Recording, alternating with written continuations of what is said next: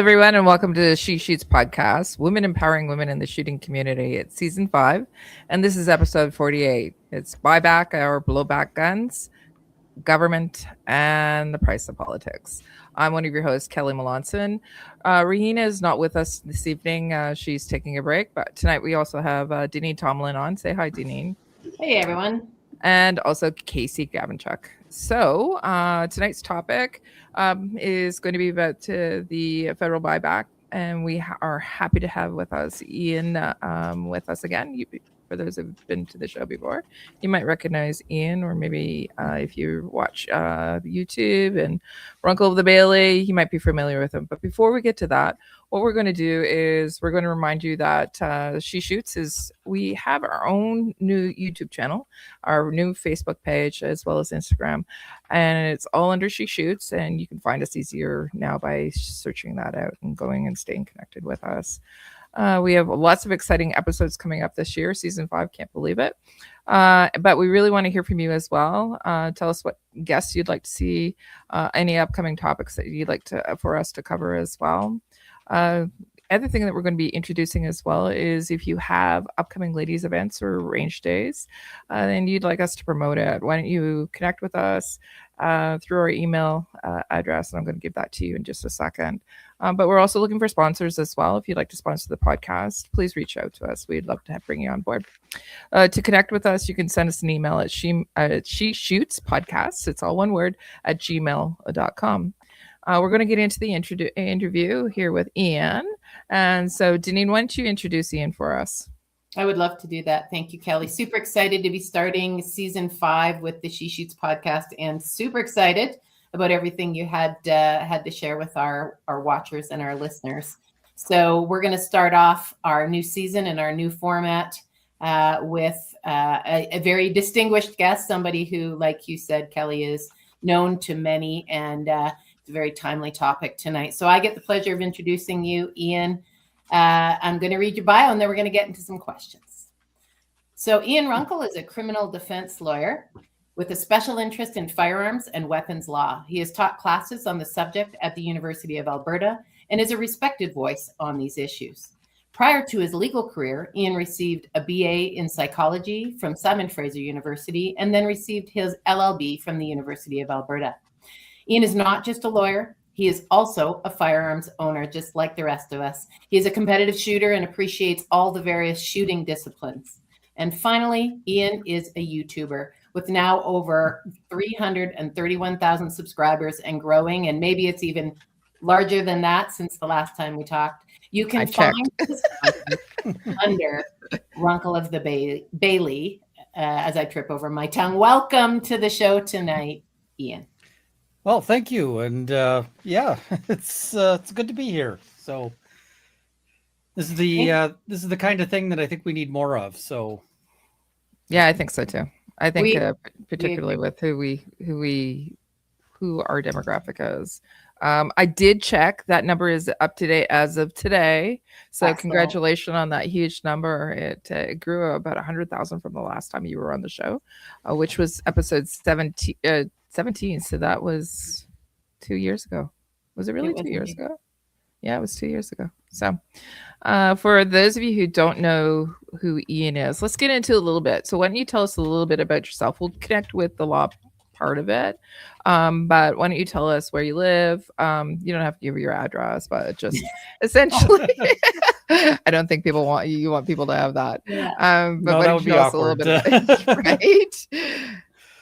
So I am a lawyer. I got started sort of later in life, but was in law school that I got an interest in shooting sports because law school is stressful, and there's lots of people. Like, you need something that you can do in order to kind of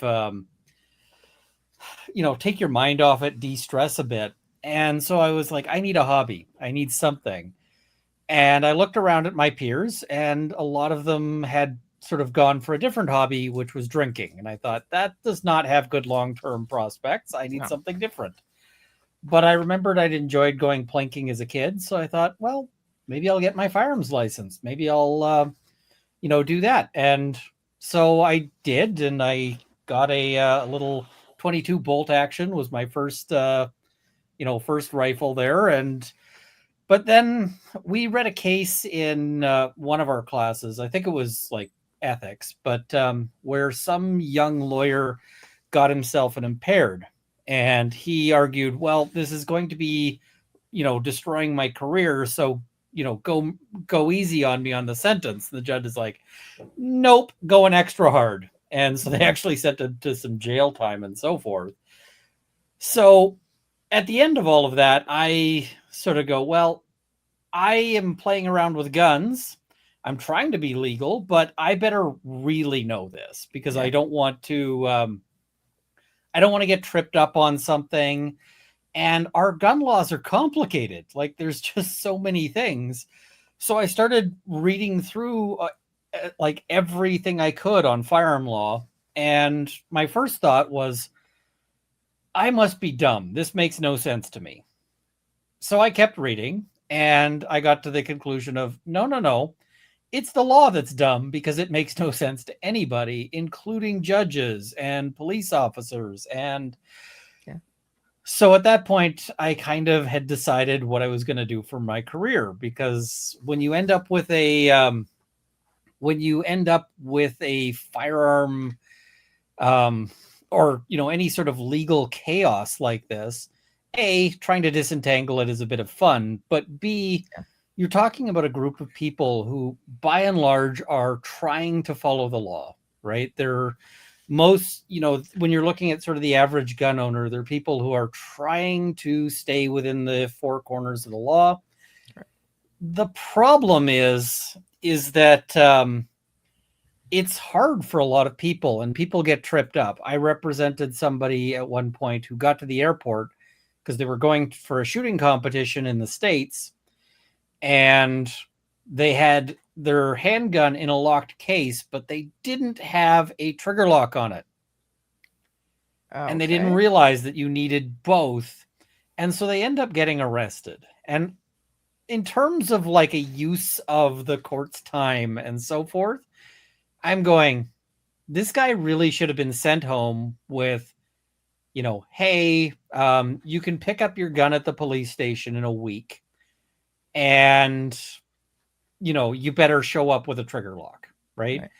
That would have been the ideal thing to do, is just say, buddy, you screwed this up, but like, we don't need to make this into a thing. But instead they make it into a huge thing.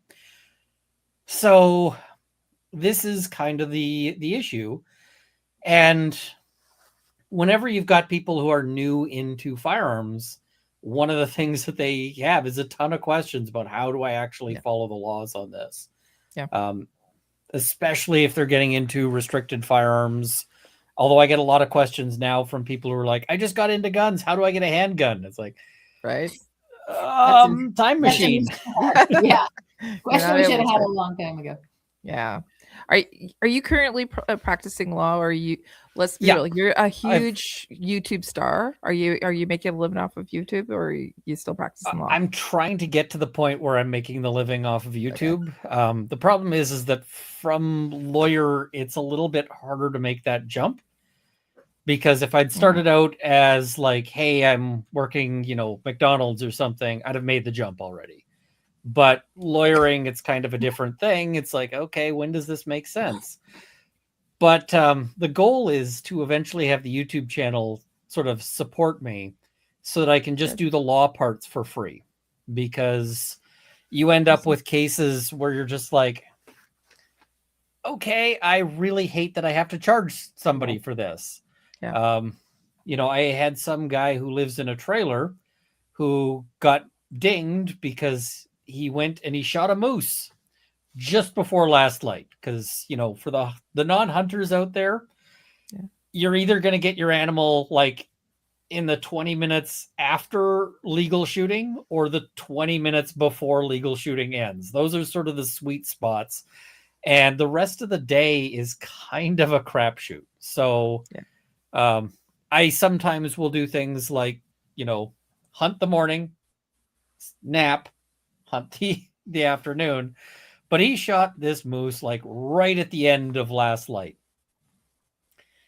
And that moose went for a run.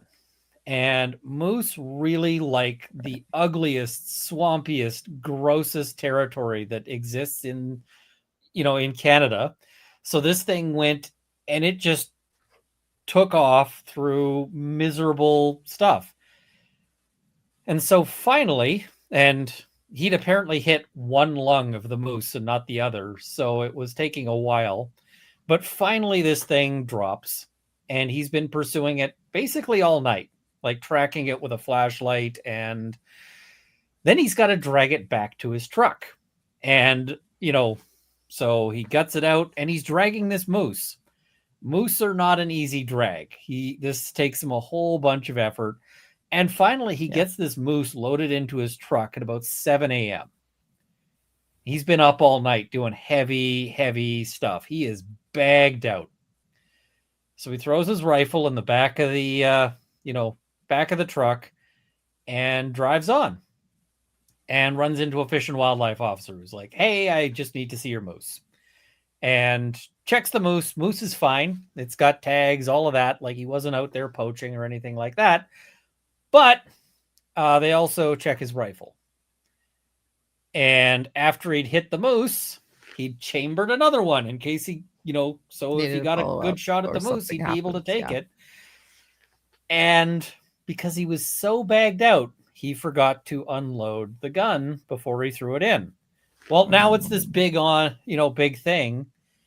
And I'm going, this guy does not, if he's listening, he didn't really have two pennies to rub together, right? He's, he's out there hunting moose because otherwise his family doesn't eat meat, right? They eat what they hunt, and that's it. And so now he's facing charges that, if convicted on, could have him lose his ability to have firearms and therefore be less able to hunt to feed his family. And people are like, oh, well, he could still use a bow. Sure, but that's challenge mode. And this guy's out there doing it to feed himself and his kids. So when you're trying to feed your kids, you don't want challenge mode. And so what I'm going to that guy and being like, hey, here's how much it's going to cost is kind of awful, right? And as much as I gave a discounted rate, it's still you have all of these expenses being a lawyer. It's, if you've got an assistant, you got to pay the assistant. If you've got, you've got to pay law society fees. You've got to pay, insurance, because lawyers are required to hold insurance in case we screw up. You got all of this stuff you've got to do. And there is, there's no sort of real option around it. Yeah. And, that's, so I want to do it for free if I can. Yeah. I love that. Thank you for sharing your stories, Ian. I think people can resonate with your stories. And I love that your goal is to be able to offer your legal advice for free because of your revenues from YouTube. So for anybody watching, listening now, or on YouTube later on, if this resonates with you and you can help those YouTube numbers go up, I think that's a commendable plan, effort, goal for you. So well, and if you're watching right now, I'm sure I suspect you guys are monetized, so people, send your super chats here. These folks could use them. So I mean, it's chaotic. And as much, the other problem is that the police don't necessarily understand the law. No, they don't. The police, and the courts don't necessarily understand the law. So sometimes I end up in situations where somebody's been charged and it's just the dumbest possible thing. I had one, this one was kind of funny in its sort of messed up way. Police show up at a house, and they show up because there's been a report of a break and enter, right? The alarm goes off. And what it turns out is there was an attempted break and enter, but they didn't actually get in. Okay. But they go in and they find a bunch of guns in gun cases. And while they're there, the the guy of the home shows up and the police go, "Where's your firearms license?" And he says, "I don't have one." And they say, "Okay." And they arrest him and they pack all the guns up and so forth. And the problem is that they forgot to ask his wife. Oh, because those were all her guns. Interesting. dear. And so finally, I get hired by her, Yeah. just to be like, "Can you Get sort my guns this?" back. And it's like, Do yeah, you he think- doesn't have a firearms license. He doesn't shoot. She does. So I'm hearing, sorry, I was going to jump in. I'm hearing these great stories, and these are somewhat innocent situations where things happen. And because the law is confusing at best, Right. then they need professional help to unstick the situation.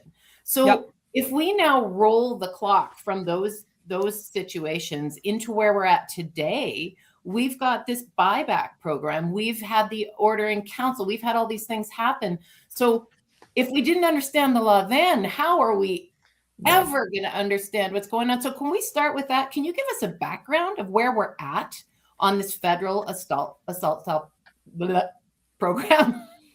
I mean, the assault style is meaningless. Just Assault stuff. Yes. But so what forgot happened these. is they had the Porta Peak shooting, and then the government immediately released their order in council, which they clearly had pre-written because there just wasn't enough time to write one up. So, but that took a lot of heat off the government for the failures around things like the fact that this guy was reported repeatedly for having illegal firearms, and the fact that the police shot up a fire hall, all of those things. It took the heat off the government in a big way. Mm-hmm. Since then, they've had additional scandals, and they have responded to additional government scandals by banning more guns. The timing of it is always interesting in terms of like the Liberals start to get battered in the news, ban more guns. It takes the pressure off. But we now have this giant list of firearms that are banned, and all variants of those firearms, which it's not always clear what a variant is, because variant has no actual definition. And so given that there's no actual definition, we've seen some guns get reclassified by the government deciding that they've always been a variant. And so how do you know if any particular gun is a variant? Well, you don't. Yeah. And, it can have no parts in common with the thing it's supposedly a variant of, and they'll still call it a variant. So right now, those are prohibited firearms, which means it's extremely illegal to have them, but for the amnesty, which means that if you step outside the amnesty, you are now in a lot of trouble. But the other problem I've seen come up is that the police don't necessarily know. They don't necessarily know the amnesty exists. Mm-hmm. And so, in one case, I'm familiar, there's a few of them, but police go into the house. They've got a warrant. Turns out later that their basis for the warrant was not good, but they had a warrant. And so they go in. They find a bunch of, all the firearms are properly stored, but they find that some of them are order in council banned firearms. And so when they run those guns in their system, what comes up is this is a prohibited firearm, and this person does not have a license allowing them to have it. Right. And so the person ends up charged, notwithstanding the amnesty, which is insane. So they call you you? can get charged. So they called me, and I mean, the discussions with the Crown were kind of fun because I was like, these are all like, he can legally have those. And they were like, we don't think that's true because the police wouldn't make that mistake, but we're going to do the research to show how you're wrong. Okay. And then they sent back a thing saying, so you're not wrong, but we also don't want to give the guns back. And I'm like, show me some legal path to you get to keep the guns, because there is no such legal path. And finally they're like, well, why does he want them? He can't shoot them. He can't whatever. I'm like, maybe he wants to participate in the buyback, right? Like maybe he wants that cash. Are you going to pay him, or will you give him the guns back? And they're like, that was interesting response. Wow. I mean, so well, he gets the guns back. And then at that point, he's got to decide what he's going to do with them. Yeah. Because we've got that March deadline coming up. Now, I have firearms that are affected by the ban. Okay. And I have signed up 0 of them for this this buyback because I'm not interested. They're not for sale. Yeah. So why don't we? Okay, go ahead. Yeah. I was just going to say what I was going to say is because there was a layered effect, right? That so the OIC was announced in May in 2020. And now we're seeing, and there was the amnesty period, and it kept getting extended. And the amnesty period is until October 30th of 2026. But there's been some things that have recently taken place that have impacted people. And you talked about it. There's the registration, and it's March 31st. But why don't we back up just a little bit? Because you were talking about a buyback program. So there's some talk about it. And so the minister is saying that it's voluntary. So can we talk about whether it is actually voluntary or not? So the only part of it that's voluntary is getting paid. Okay. Because they're saying you must turn them in or destroy or deactivate or whatever by the deadline. But it's voluntary as to whether you want to get money for them. Now, the thing is that it's voluntary on both ends because you can volunteer or not as to whether you want to sign up. But when you do, they can decide not to pay you. And they've budgeted for like 130,000 guns out of an estimated 2 million guns that are affected floating around. So, I mean, you can do the math on that and go like, I've got a little bit better than 5% of getting paid if everyone signs up. They've said it's first come, first serve, but some comments that we've heard suggest that the first come, first serve isn't quite true. Okay. That apparently they are favoring Quebec over other places because they don't want to piss off Quebec voters. So if you happen to live anywhere other than Quebec, the chances you get paid are even smaller. Sure. But for even more than that, they could just decide nobody gets paid. They have that ability to just say, we're not paying anybody. But what they want is they want you to sign up in this. So they've set this deadline in March to sign up. And they've said, you need to sign up. And if you don't sign up, then you're not eligible to participate in the buyback. And what they're really hoping to do is create a registry. Because for a lot of these guns, they don't have a registry. Right. And so they don't know who has them. But if you tell them you have them, then they know. And it was actually funny because Carney in the House of Commons was asked about the buyback. And he Freudian slipped and he used the word registry. Yes, he did. And that was because that's exactly what the buyback is for. He knows it. They all know it. And so he Freudian slipped on that because that's the whole point, is to try to create like this registry. So, at that point, even if they decide they're not paying anybody, you're kind of committed because if you don't, if you don't show up, then like they will send people to your door. Right. They will cancel your firearms license. They will all sorts of things. So yeah, that is something that that could be a repercussion. There's a couple other things that my brain is being tweaked with it. So let's say somebody has. I'm going back to it because, as I said, there's a layering effect. So what we do know is that the government has decided to move forward with it. They did the pilot in January with Cape Breton, and there was 25 guns. I think it was. Right. I think there was 16 people, but there was 22 that were handed in. Yeah. And then they had a request under ATIP to turn over what they got, and they redacted out every detail. Yes, except for the number of the gun. So, and we don't need to know who turned it in. We want to know which guns were turned in. They just wanted the make and model, right? Correct. So were these ARs? Were they old Coues, right? What was turned in? So, right. Yeah.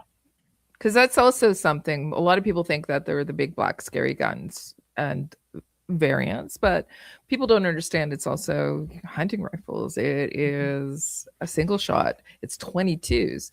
And these are the types of things that were being asked for on that ATIP. We want to see what was turned in, right? And a lot of gun owners don't realize it either. Yeah. Conversation I've had multiple times is somebody goes, well, I don't care. Those are all bad guns, blah, blah, blah. It doesn't affect me. You know, the sort of FUD, if it doesn't affect me, I don't care kind of thing. Yes. And then you're like, well, okay, you know, it doesn't affect you. What guns do you have? You know, tell me the guns you have. And then they go through it and I'm like, and it affects you. What do you mean? Oh, that SVT 40 is banned now. And they're like, what? I've been hunting with that for years.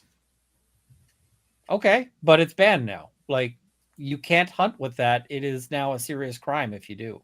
Yep. And then they're like, wow, wow, wow. And it's like, dude, you know, this affects you. And even if it isn't somebody, you know, even if it doesn't affect you, if you're the hunter who goes through a box of 303 every, you know, or 30-30 every year, getting your rifle sighted in and shooting 2 shots to get a deer, well, your local gun store isn't staying in business for you. Yeah. Your local gun store doesn't like you very much because you've got that rifle that you've been using since you were a kid and you probably got from your dad. And you buy a box of ammo once a year. They like the guy who comes in and, you know, is buying a new handgun every 3 months. They like the guy who's going through a case of 9mm every 2 weeks. Those are the customers that they want to see, like that they like and that keep. Those are the customers that keep the business open. Yeah. And True. those are the customers who are being targeted by this. So it's going to be real hard for those gun stores to stay in business just on the, well, I buy 1 box of ammo a year. Mm. No, You know, absolutely. okay. Like, from cleaning supplies to, you know, to the ammo to all of this stuff is all of it. Yeah. You know, it's the people who are out there shooting who are using this stuff. So really it's the competitive shooters that keep the gun stores open. And like, that's just it. Hunters are not a big business model. Yeah, but they also have to recognize that, and it's been said that, you know, Poly is decided, and this is a lot.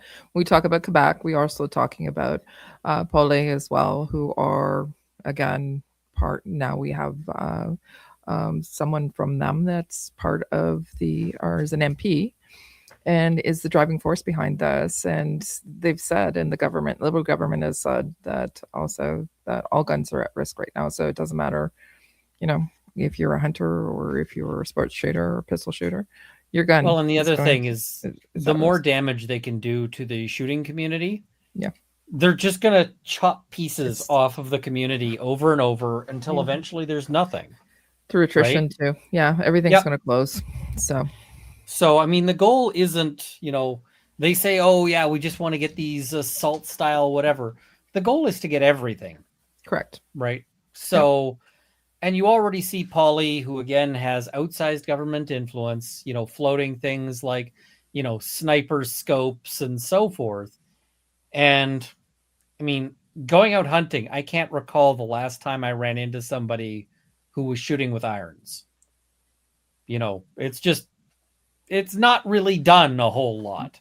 Occasionally you'll find somebody who's like running a stock SKS or Lee Enfield, but not often. It's not real common. No, not especially in Alberta where you are. It's a little bit more common here in Ontario where it's 40 or 50 meters. But I was just going to say we have much longer field ranges. Absolutely. So scopes come in. Yeah. I mean, if I'm taking a deer, it's probably at like, you know, 100, 150 yards. Sub 200, Not, you know, usually it's the 100 to 200 sort of area. Come to Ontario where it's 50. Yeah. I mean, you see the deer sees you, but it isn't yet worried because you're 150 yards out. You're like, okay, that's kind of the ideal spot, right? You can line up on it and you can take your shot. And if you're zeroed for 200, the difference between 150 and 200 is not going to matter, so. But now you're saying scopes are bad because snipers use them. Is that what you're saying? Well, that's going to be the language is, Canadian hunters don't need sniper rifles. And, it's going to be like, well, these aren't sniper rifles. This is just what this is just what hunting is about. Plain old hunting rifle. It's also optics. Yeah. Sorry, go ahead, Kat. No, I was just going to say, go ahead, Deneen. I know that you're itching to get towards the March 31st deadline.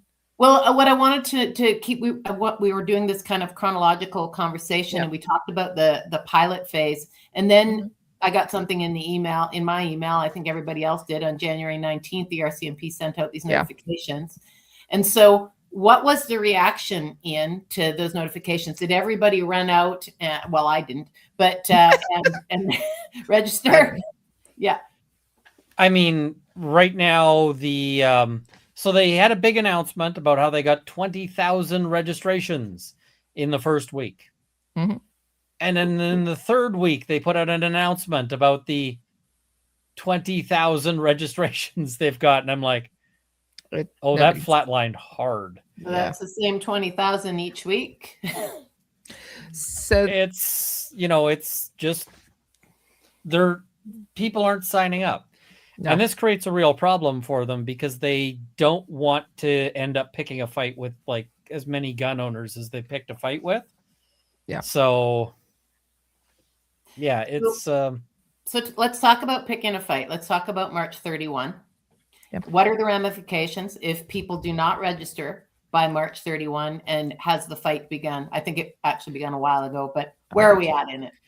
If you don't register by the March deadline, then you cannot participate in the buyback. Now they may end up extending that deadline, but they may not because ultimately they don't want to pay people. Sure. So so that's kind of that's what that cutoff means, but it doesn't mean that it's illegal to hold on to those firearms past that deadline. And in fact, even the people who sign up are going to still have the guns at the deadline because the deadline is just to do the sign up. So, I mean, I've had people say, well, if you still have a gun after March, you're a criminal. It's like, no, that's not how that works. But so we've got this whole thing and so, after that, it's just you are not eligible to get the money. But the October deadline is the bigger deadline because if they don't extend the amnesty, then at that point, you have to do something. You're no longer protected from criminal prosecution. So everybody who has one is in violation of the law. Right. And I suspect the starting point isn't going to be like, we're going to raid everyone right away. What they're going to do is they're going to start out with, all right, so we're going to, we're going to revoke people's firearms licenses. Yeah, don't give any good ideas live here, by the way. So just hold on a second. They already know. They've already said this. Yeah, right? so this is all. So they've talked about it with firearms license. They've also talked about driver's license, other government issued benefits as well, passports, etc. Yeah. So, but I have to actually bring this up because I think it's really important. So going back to what you said, so the March 31st is anybody who participates in the registration. It's essentially it's a long gun registry, right? Yeah. And so therefore they are aware because there's guns that are out in the wild that were never actually restricted and then became prohibited. And so they don't know that you have them.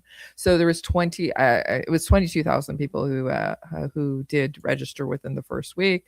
And the government was saying that some of them came from Alberta, the registry, some of them from Saskatchewan and Quebec, etc. I think people, when they first got people who were going to register, they're going to register during the first week. And then people are also procrastinators as well. And we may see another little bump right before the March 31st. And that's my thoughts and feelings. It may be wrong, but hey. I mean, they really pushed you need to sign up right away because they wanted to get a big number at the start.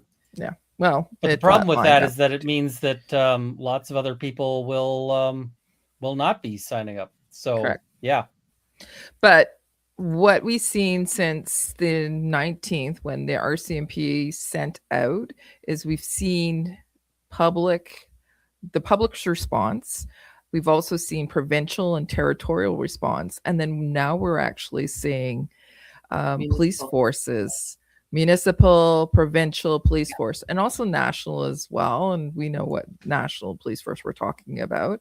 So before we get to the amnesty expiring, I want to talk about the responses from the provinces and territories, because there's nuances to that as well. So the provinces and territories, which provinces have publicly stated that they're not going to be participating?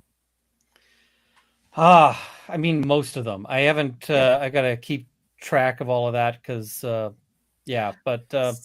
I think a lot of that is more of a political issue than a legal issue. So it's less on my radar. But Alberta and Saskatchewan are the big ones, because Alberta and Saskatchewan are not just not participating, but they're also putting up legal barriers to participation. Right. And so what that ultimately means is it doesn't protect you from the end of the amnesty, but it does mean that you can't participate in the buyback. So, I don't know if people know that, and that's one of the reasons. But I've also, so the only provinces that said that they will participate, or sorry, not the only, I can phrase it that way. So Quebec and BC will participate, and then also Northwest Territories have also indicated. First, first they said they weren't going to participate, but now they said they are. So they've taken a step back on it. So with that, some provinces are just shaking down the government for more money. Other provinces are taking more of an ethical stance. Right. So, I mean, one of the big problems for a lot of the provinces and a lot of the police forces is the issue of, this is going to be a huge logistical nightmare. Correct. Yeah. It's going to cost an insane amount of money to get all this done. And there is huge potential for this to go wrong in the worst ways. Yeah. Because if you are some police force and then suddenly you're sitting there, trying to hold on to all these guns, these are going to be targets. There's a very real possibility that these guns get targeted, especially in places where they're doing mobile collection units and so forth. Because, I mean, right now, these guns are not stolen very often. And when they are, they're basically, these are not guns that you see used in crime. They're, do you want to say that aloud for the people in the back and the government that's listening? Well, the thing is that most of the guns on this list have never been used in a homicide in Canada. Correct. And if you extend that to lawfully owned, then it gets to be even less. Even fewer of these guns, have been lawfully owned and used in a homicide in Canada. And so, we're not talking about preventing homicides through these measures, but but you may see criminals decide, there's going to be 100 guns at this one spot. All we need to do is get that 100 guns, and then they might be, there might be targeting. It creates a target-rich environment for bad guys. Yep. Correct. And some of the proposals have had Canada Post involved, and Canada Post was are you kidding? No. Because at one point their proposal was, we're going to give special boxes to gun owners that they can put the gun in and identify it. It's easy. And I was just so that's insane. Because can you imagine that box arrives in in wherever it's going and it's empty? Because the question is, did the gun owner send an empty box? Yeah. Did somebody along the way cut into that? And, so how come that box is empty, right? You'd never know. You'd never be able to show anything. And it's a big, giant nightmare. Yeah. There's going to be guns that go missing, right? There's going to be guns where somebody checks it in and puts it in one of those 22,000. Although you will see some attrition as well. Some of the people who signed up will not end up delivering. So you'll see some attrition on that too. But, there will be situations where like a gun gets checked in and they're like, it never made it. Well, so that's going to be a whole thing. We've seen that recently with the Halifax police force, but I digress. But it's a good segue for a question that I have, because we have seen, so the National Police Force is the RCMP. They will do the bidding of the government. We know that. Provincial police forces, I live in Ontario, the OPP has said they will not participate. And then we've seen multiple municipal, and it's mostly it has to do with resources. There is no solid plan. And not only that, we're trying to direct the limited resources we do to actually preventing crime, because this is not an issue. It is, some have said funding, but we've also seen two particular chiefs, so the Winnipeg police chief and also the Halifax police chief, that have indicated that they will be part of the confiscation. And if you call it buyback, it's not really, in my opinion, it's not really a buyback, it's a confiscation, because there's not going to be enough money anyways for it. However, the Winnipeg police chief, as well as I said, the Halifax police chief, those two provinces, so Nova Scotia has said that they're not going to be participating, as well as Manitoba, they said they're not going to be participating. So I have a question. You may or may not be able to answer this, but in the research that I've done, so when the province has indicated that they're not going to be participating, the provincial minister of safety, or the solicitor general, has made the announcement that does the municipal police forces, they are subject to any protocols or policies that the minister of safety puts out. They must comply with that, must they not? I mean, police forces have a lot of discretion. In theory, a police officer can see you committing a murder and decide to exercise their discretion to not arrest you. I mean, in practice, there's no way that would happen. But when you start talking about things like, but the thing is the buyback is kind of an extracurricular activity. Correct. Right? So you could say they have a duty to enforce the law in terms of like going after people who have stuff post-ban, but that doesn't mean that they have to do public safety's sort of, task, like their job work in the meantime, right? They don't have, that's not on their list of things that they have to do. So they can really say, sir, this is a Wendy's. We don't do that. And so the police forces have every right to say, yeah, we're not participating in this, because really this is outside of their policing duties. This is their being recruited to, or basically being used as labor to handle, a dirty job. And yeah. I also see it as something that could be hugely, the blowback will be, and that's the name of our episode, the blowback, or the implications or the ramifications. What's taking place down in the US right now with let's just put it on the table with ICE and other things. And I'm not going to say that it will take place, but I could see potentially that taking place, where somebody goes to go and retrieve these firearms, and there be some not great things happen. Because there is the potential, and I cynically think that they might be hoping for it with the government.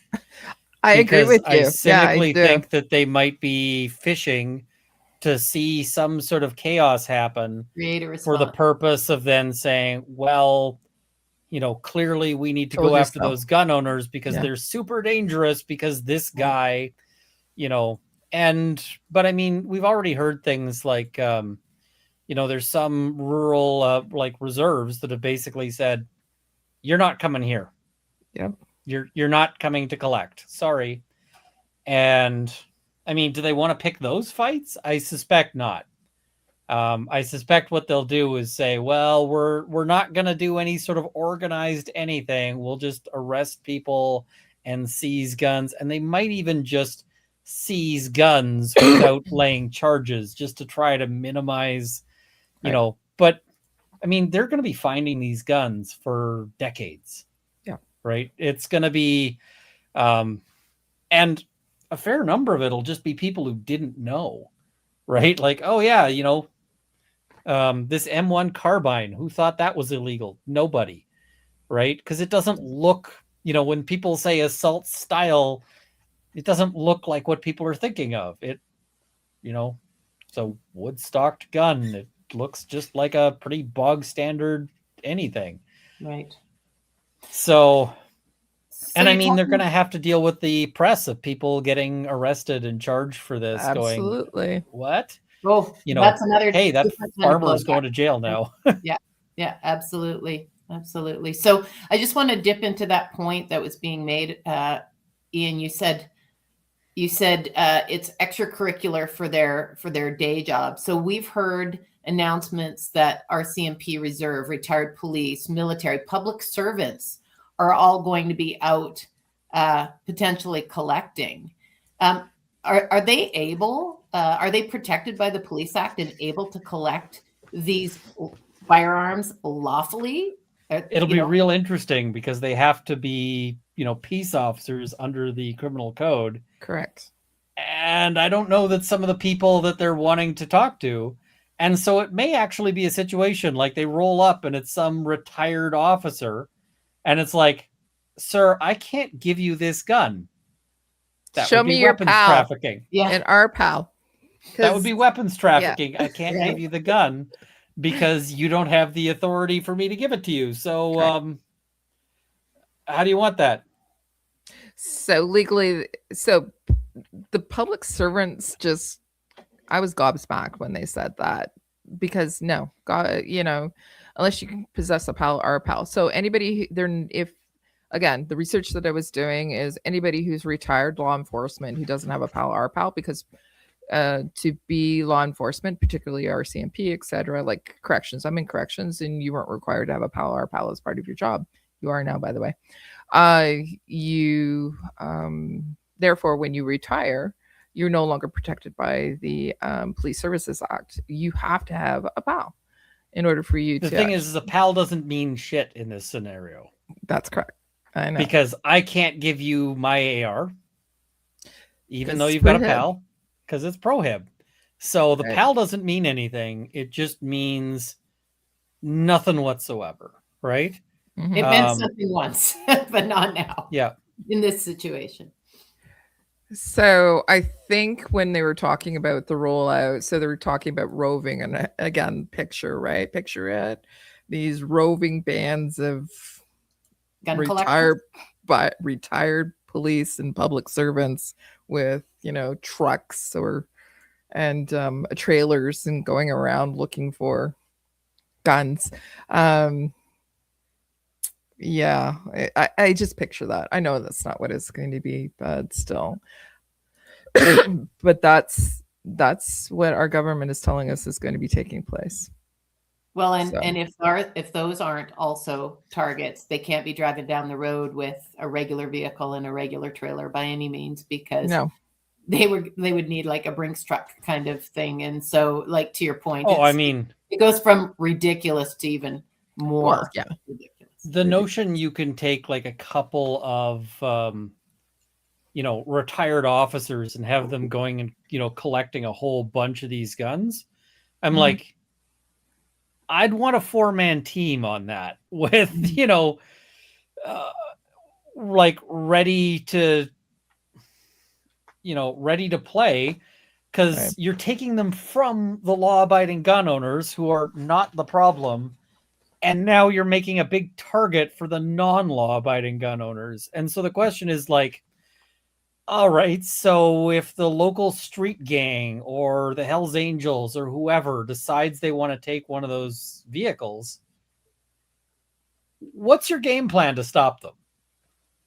And it better not be 2 retired, unarmed officers, because at that point, I mean, you're basically just putting those guys out to die. And I mean, that would just be, It's insane that they're risking that. I'm surprised that anybody might be signing up for this job. Like, hey, you're retired. You want to make some extra money? Well, the pension isn't really doing it. Okay, so what we want you to do is go collect a bunch of guns and drive around in this big target marked vehicle. Pension's looking really good right now. Like that fixed income, I don't need much. Like, and that's without things like the Toronto police. Yeah. Where they just had 9 officers busted for Right. corruption. And I'm thinking, so what if those officers are the ones doing the collecting? Hey, 10 guns didn't make it. All right. Because it'd be really easy for them to collect a bunch of guns and just not log them in. At which point later the gun owner gets blamed because it's like, you have an AR that you never turned in. He's like, I turned it in. We got no record of that. Yeah. So, I mean, we might actually start seeing ARs used by criminals because we're creating this scenario to give them a whole bunch of them. Yeah. So, yeah. The majority of police that, whether it's retired or active, that I've spoken with, I have several friends that are, in OPP, RCMP, etc., friends, family, etc. They are not wanting to participate in this personally themselves. They just feel like it is a huge waste of time, but morally it's just not right. It's not correct. So a lot of people are having that moral dilemma within themselves about, I'm supposed to be upholding the law, and here we have this that I feel is something that is even I don't want to participate in. Many of them own some of the guns that are prohibited as well, and they would have to turn them in. Oh, I mean, there's going to be police forces deciding, hey, are we going after, Bob? Because like a lot of police own these guns. Right. There's a lot of police who bought ARs because they either are on a tactical team or they want to be on a tactical team. Right. And so they're trying to, they're trying to get better. And then, and I mean, it's in everybody's interest that they be good with their guns, right? Because every bullet fired goes somewhere. And if they've got to shoot a bad guy, I want the bullets to end up in the bad guy. Yeah, so that's such a good point. I just want to reiterate it. Lots of cops, lots of people that use guns professionally that are meant to be protecting us have their own personal firearms that they use for practice so that they have good skills when they're called upon. And those firearms are absolutely on these lists as well. So correct. That's one. They're not able to bring them to the range. There is an exemption for police officers, but it's just for their the guns, duty issued. Their duty issued guns, right? Yeah. It's not for their own personal property. Yeah. So let's go back to the provinces and participating, because I think this is pertinent to people whether they're going to comply with registration. So you mentioned a little bit. You mentioned about the provinces that are not participating, specifically Alberta and Saskatchewan. I know that for sure, but I do believe it's other like Ontario as well as Manitoba, particularly because the premier of Manitoba, he's letting it be known, right? If the province is not participating, you will not get compensation, correct? Correct. Right. Unless they figure out some way around it. But there's a lot of people who are,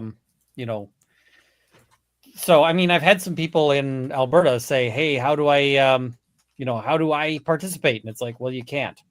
Mm-hmm. You're SOL on that. So, even if you want to. But, yeah. So it's interesting when the public safety minister published week 3 that we've collected 22,000, we have 22,000 guns that are registered, and that includes Saskatchewan and Alberta.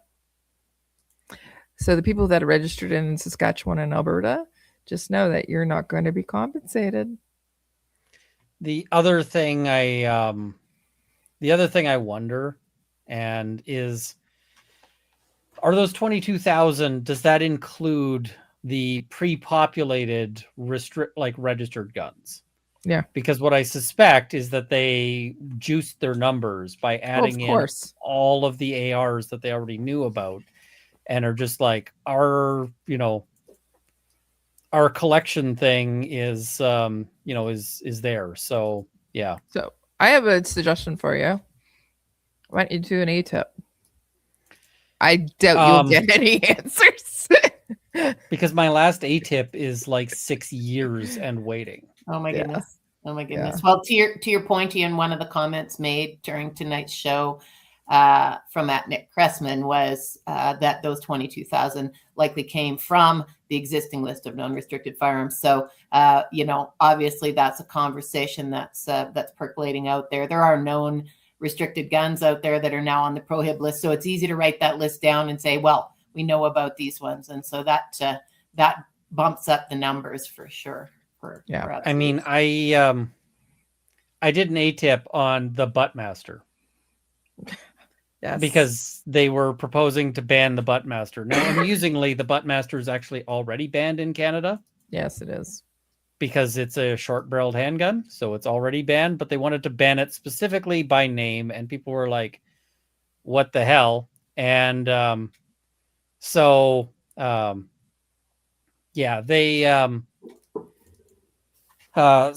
put in an ATIP, and I was like, all discussions involving the Buttmaster. And they have still not gotten me anything about it, but they keep trying to reach out and be like, can we give you a completely different request? No. And I'm like, no, I want the Buttmaster details. Like, not, they're like, so one of the things they think, I forget exactly what it was, but it was something like, we can give you the list of prohibited firearms. And I was like, no, I already got that. Why the fuck would I want that? I can Google that. Like, I want to know, like, why the Buttmaster got on this list.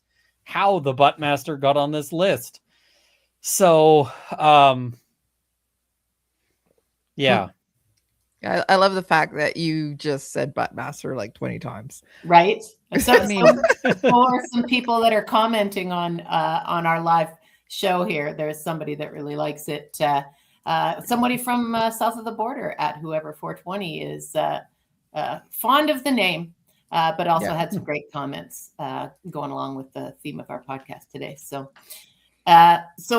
can we get into, we've talked about provinces, we've talked about restrictions on compensation.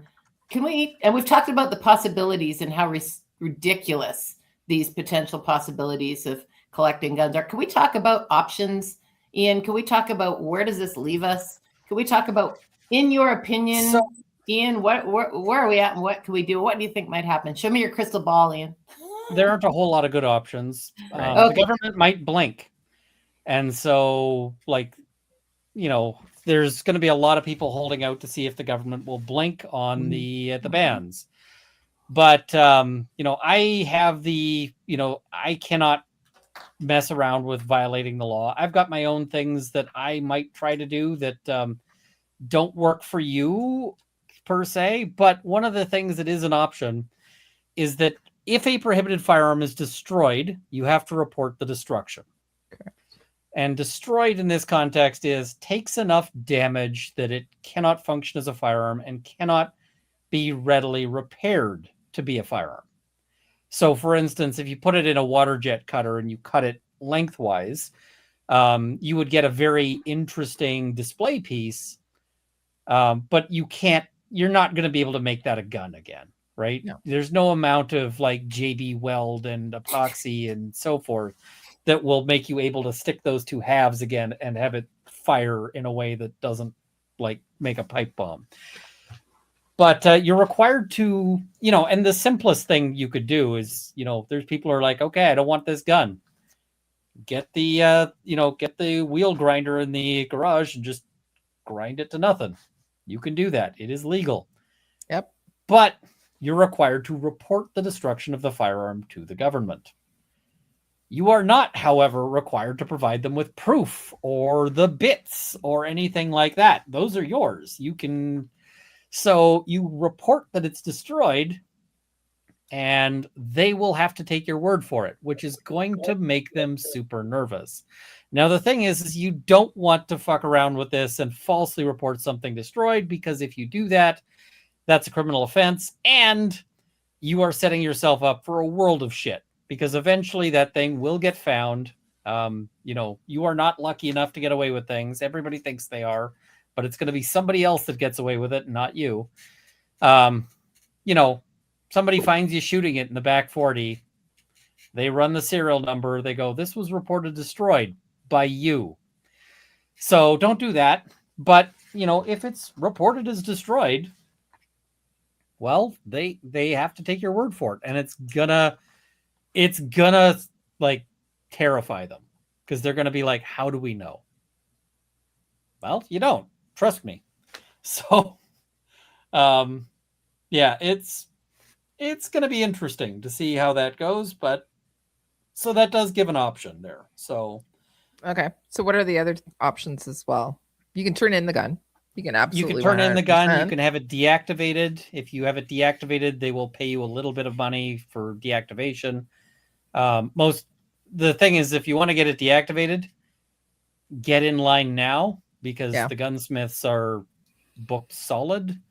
And I don't mean like booked solid on deactivations. I mean, I needed to have a piece replaced on a shotgun I have, and it took 9 months for like them to source the part and swap the part in. Gunsmiths are stupid busy because there's just not enough gunsmiths for, whatever. Yeah, parts.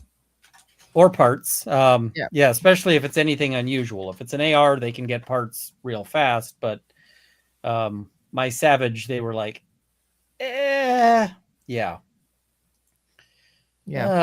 So you can turn it in. Reminds me, I'm buying a gun, so I got to send them the money right now. Okay. Multitasking. Oh yeah, 100%. We're talking about guns. We're buying guns. We're talking about deactivating. We're talking about destroying. You do have to tell them you destroyed it. I'm buying something cool. Oh, what are you buying? I'm buying an MSAR. Okay. Which is it's very similar. It's a lookalike to the Starog. Yes, it is. Now it doesn't have the fun switch on it, but still, and the government considers it to be prohibited, because of course they do. So, yeah. But you have license. Okay. I've got the license. I'm getting it You're good. all legal. It'll all be you're fine. legal. We're not transacting illegal things on She Shoots. Okay, so you can either deactivate it, you can destroy it, you could turn it in, you can turn. Let's talk about this. Can you disassemble? Like if you have an AR, can you disassemble it and only turn in? You can strip it down and only turn in the like the critical parts. That is an allowed thing. Yep. You can transfer it to somebody who's able to take it, whether that's somebody who's out of the country, or film armors is basically the other category. So correct. I'm one, but you don't have to necessarily give me the thing. There's some other people. The thing is that a lot of the guns people have, the film armors are not going to be super inclined to take, because they're just going to be drowning in ARs right now. And they already were, right? Because the film armors, they do a lot of movies, and the AR is a popular firearm for movies. So they already had like 100 ARs on a rack. Your AR, it's like one more. Right. But if you've got something neat, something unusual, they might be interested. The problem is you're probably going to get less for it than you would like, because that's more than the government's going to give us. Well, and I can't imagine there's a plethora of film armors, just like there aren't a bunch of gunsmiths. And so if this idea has percolated along, they're going to have a lot in their inbox to deal with. Yeah. So, I suspect there's less than like 25 in the country. right, Yeah. exactly. So, yeah, I mean, yeah. There's only It's so not many you can get. realistic. Yeah. No. The number of people who've reached out and been like, so can I give you my AR lower? And I'm like, I actually don't have any use for a lower, and it doesn't make sense for me to like just keep the lower. So like, I don't know. I don't really want the lower. So yeah. So here's the big question, Ian. Do you see this confiscation actually stopping? Do you see any of this grinding to a halt before the deadline in October? That's more of a question for a politician or a fortune teller. I'm a lawyer. Sure. I can't really predict the future. Sure. And if I could predict the future, I would love to be able to predict the future. I would start with lottery numbers. Yeah. Right. So, all right. Okay. Yeah. Well, I saw that Casey had jumped on. I don't know, Casey, if you had a question that you wanted to ask Ian, or if you were going to post all of the information on how we can get a hold of Ian. So let's ask Ian, where can people find you? And Runkle of the Bailey on YouTube. So if you just search Runkle, Runkle, it'll pop up. And on Twitter, Ian Runkle is... I think if you search Runkle, I come up as the top entry on both. So, and what is a Runkle? It's my last name. Okay, well, so it's me. There's not a lot of Runkles out there. It's a very unusual last name. I think I'm actually the only Runkle in Alberta. So there's probably some other Runkles elsewhere. Well, I know there's some Runkles in like other provinces, but That was funny. I meant to say of the Bailey. I meant to say, what is a Bailey, not a Runkle? And, it's the hat. She was trying to get to. I knew what she was. But... Yeah, and so I just stuck my foot in my mouth and embarrassed myself on. So okay. There's but, now we know what the Runkle and the Bailey is. So I'm glad we've at least picked that up. The Bailey is it's the old courthouse in the UK, and so there was an old show and book, Rumpole of the Bailey. Okay. Yeah. And so it's kind of a shout out to that. Got it. Kind of a nod to that. Thank you. Yeah. Thanks for saving me in that. Very, it's all good. So before we close out, we're going to get Casey to come on because there may be a few questions. I know that there's been a lot of commenting on some of the things that we've been talking about, but do you have any final words of wisdom for people? Excuse me. About the quote unquote buyback, let's call it for what is, the confiscation for Canadians. What are your words of wisdom for them? Mine? Well, yeah, no, yes. Sucks to be us is kind of what it comes down to. It does. But, keep fighting. That's all we can do. Yeah. So absolutely. Push back every way you can, and we'll see where this goes. So, yeah. The more that we push back, you never know. There might be some retraction. I doubt it. Right. Yeah, but. Well, one of the things, just to that point, when we were deciding that the She Shoots podcast was going to take a new direction, one of the things we talked about, Ian, is that women have a very strong voice and they've got a vote, and they influence their families and their social media circles. And so we would really like to reach out to any women out there that are even curious about firearms and finding out the truth and becoming educated as to what is in conversation tonight, and how big, bad, and scary, if you will, some of these firearms are not in the hands of these vetted gun owners. And so that's why She Shoots in a large way is online, and it's for people to know that women have a voice in this, and we would like to help any women that don't feel comfortable or are curious to reach out to us to know more. So, and there's a lot of women out there who are kind of nervous about shooting. Yeah, and don't be. It's awesome. So sorry, I cut you off there. You were about to say something. No, that is. I think it was a great conversation tonight. Yeah. Casey, did you come up with any questions? No, it's been mostly comments so far. I mean, we can open it up, and if anybody's got any questions for Ian, this is a good time. So give them a couple minutes. And I just wanted to, if you are planning on exporting to the U.S., you got to make sure that the U.S. will actually take the guns as well. Yes, So, that is the big wrinkle, because the U.S. is actually really restrictive on, everybody thinks of like the U.S. as like this gun amusement park, and they're actually super restrictive on what they'll take. mm-hmm. So like if it's Chinese or Soviet in origin, they won't take it. If it originated in the U.S., they won't take it back.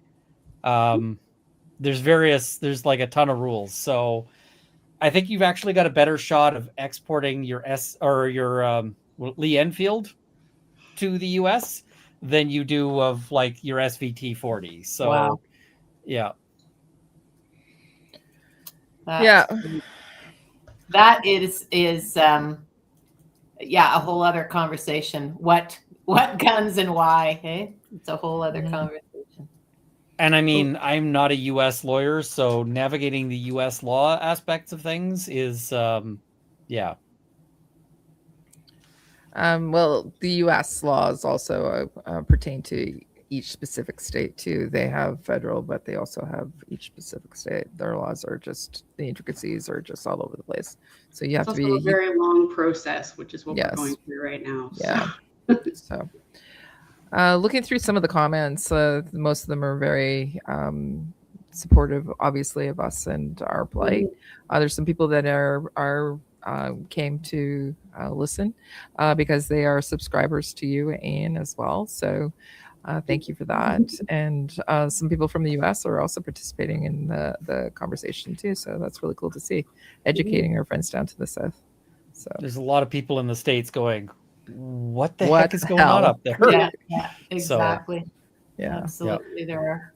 All But right. it doesn't look like we're going to get any new questions. It's all been mostly comments, and we do appreciate the comments, and we also very much appreciate your time with us tonight, Ian. So I want to thank you for joining us and helping us kick off season 5 of the She Shoots podcast. So it was a pleasure having you, and hopefully we're having this conversation this time next year, and we're all celebrating that something indeed did pivot and change to our favor. So yeah, we're hoping that.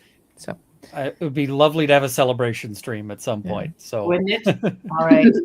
All right. Do it. Thanks again so much. Yeah, thanks, Ian, for coming on. Always a pleasure to have you on our show, as well as giving us your thoughts. They're always so informative and really unique as well. So every time I talk to you, I think about things in a little bit of a different manner. So I want to thank you about that too. So, well, thank you so much. And as I said, keep doing what you're doing, because it's important. And there's way too many sort of male gun influencers or content that is aimed at guys, like, all right. And so it's good to have discussions that are like, all right, this is a world that isn't just, some guy with like a beard down to his navel. There's a place for everybody here. Absolutely.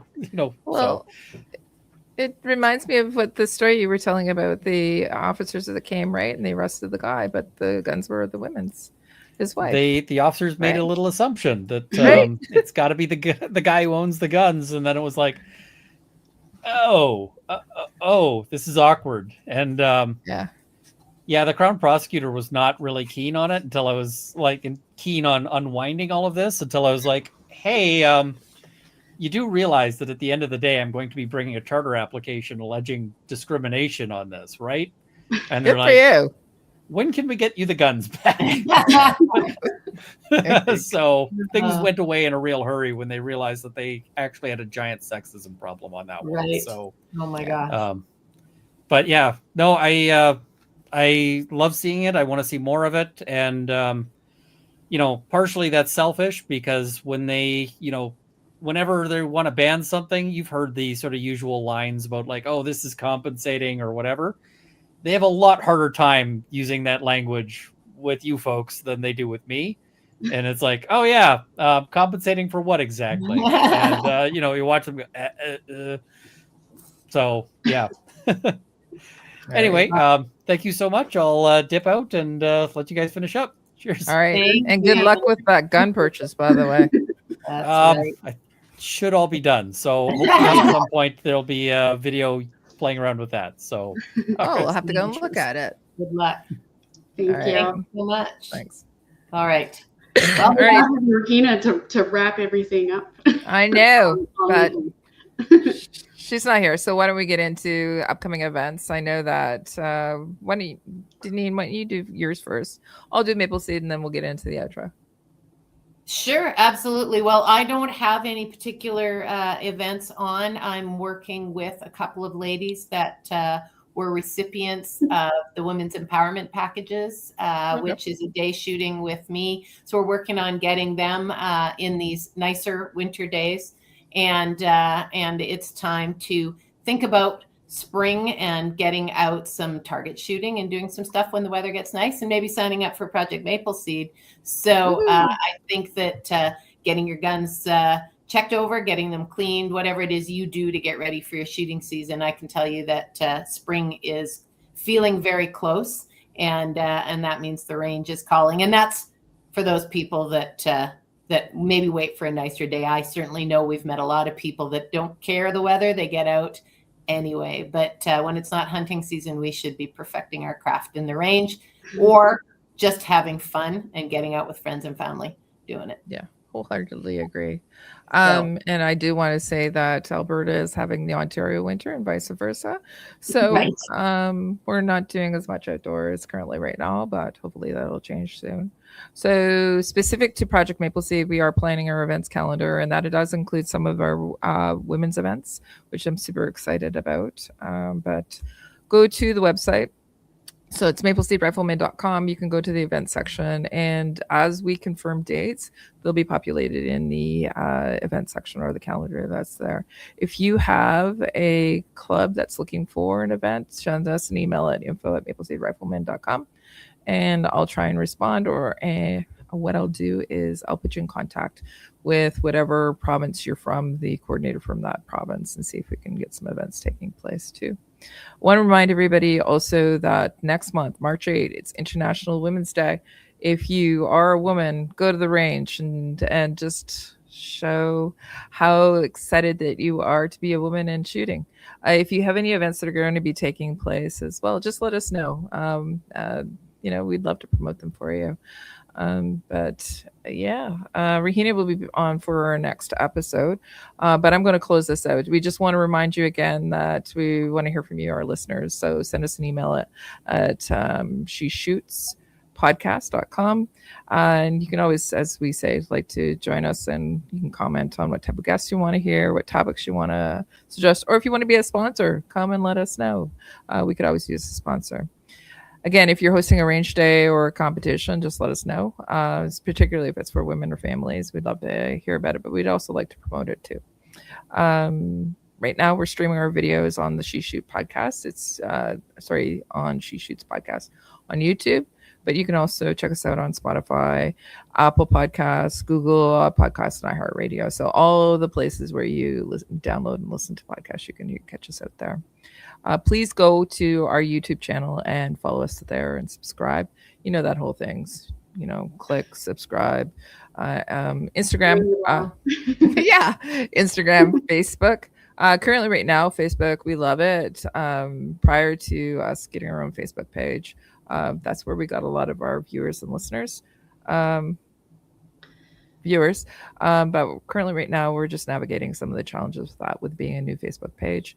We hopefully at some point expect to just be able to do Facebook Live.